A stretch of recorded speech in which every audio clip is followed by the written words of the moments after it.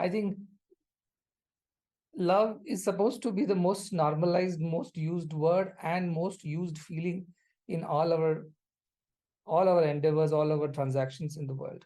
We were all born to love. That's what I tell our children. We were all born to love because that is the most fundamental quality of any human being. And we live because we want to be loved and we want to love in return.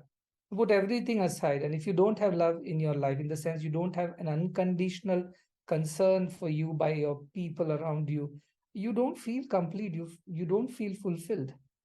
See, there are many people who might have everything, riches, they might have wealth, they might have position, power, authority, but if they don't feel being loved, they are very empty, they are very sad. So love is the most fundamental, basic human, what you call value or nature. Of, of late, what has happened is that this love has been misunderstood as something that is very physical, something that happens between a man or the woman, or between only a certain type of relation, like a mother and a child, or husband and a wife, or a friend and another friend. Now, these are different types of love. For example, mother's love for the child is naturally, it's called motherhood.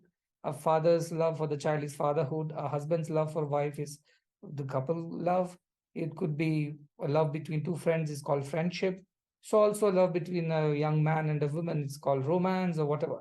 So all these are different shades of love. But the purest of its kind is the love that is unconditional. It has no expectations in return. It just wants to give.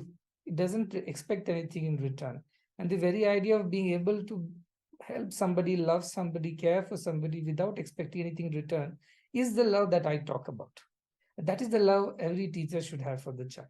You love the child not because the child is obedient and gets good marks, and it's very easy for you to deal with the child. You love the child because that's what every child deserves to have. It may be a naughty child, maybe obedient child, it may be a very good at studies or not so good at studies. These are all his personality traits, and every child is different. But deep down somewhere, every child wants to be loved. Every human wants to be loved. And when a teacher is able to give this pure, unconditional love to the child can feel it. And you don't have to say it, that like every time we say, you don't have to express it. Your very presence, it exudes that kind of love. When you walk into the class, the children feel happy because you have pure, unconditional concern for all the children in your class. And that shows. And children get transformed in that aura of love that you exude. So every teacher must develop this feeling to be able to love unconditionally. All other relationships, which are so-called love-based relationships, have some transactional component to it.